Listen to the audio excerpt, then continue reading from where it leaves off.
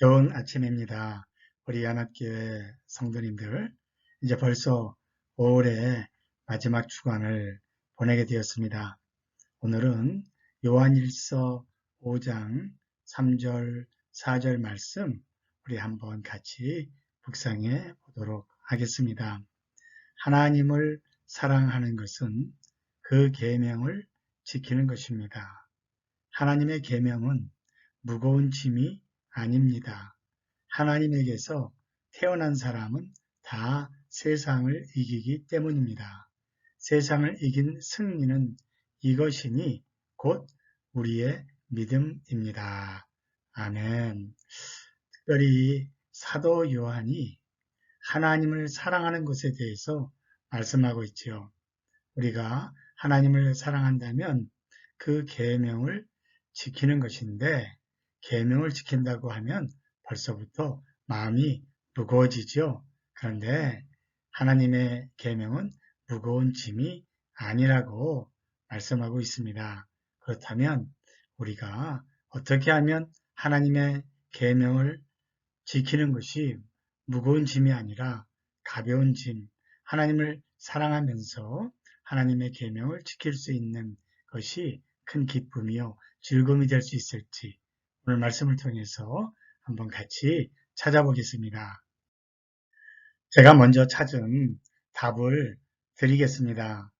하나님의 계명을 우리가 무겁게 생각하지 않고 우리가 하나님을 사랑하면서 하나님의 계명을 지키는 것이 무거운 짐이 아니라 오히려 기쁘고 즐거움이 될 수 있는 것은 우리의 삶 속에서 우리 주 예수님을 내가 품고 살면 됩니다.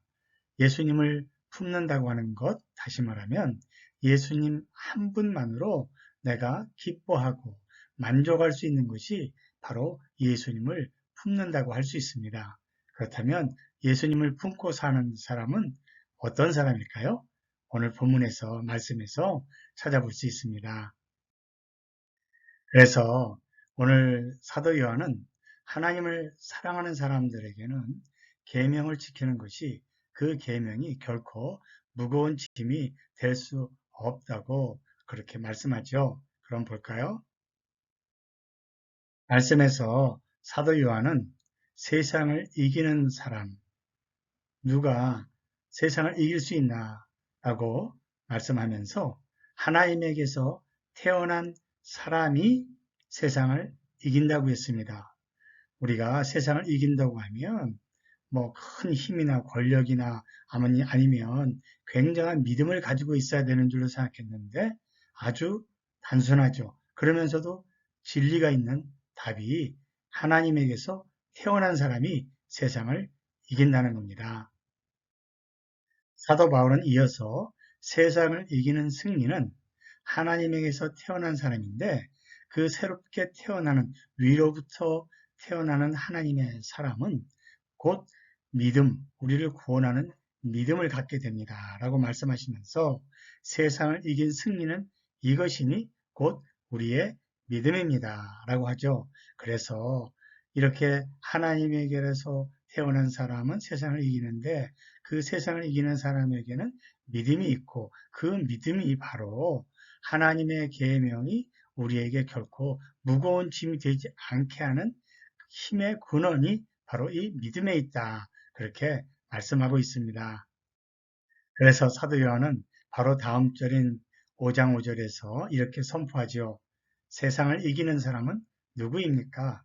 예수가 하나님의 아들이심을 믿는 사람이 아니고 누구겠습니까? 아멘. 얼마나 기쁜 소식입니까? 사랑하는 우리 성도 여러분, 저와 여러분들은 우리 연합교회 성도들 다 예수님께서 하나님의 아들이라고 믿지 않습니까?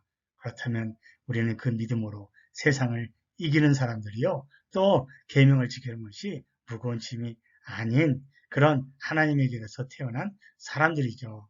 이런 믿음이 우리에게 있습니다.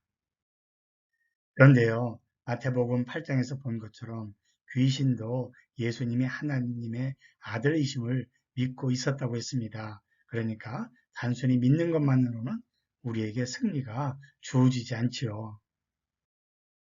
그러므로 사랑하는 여러분, 예수님께서 하나님의 아들이심을 믿고 위로부터 하나님에게로서 태어난 우리들, 세상을 이기는 믿음을 가지고 있는데, 그렇다면 그런 믿음은 예수님 한 분만으로 우리는 만족합니다.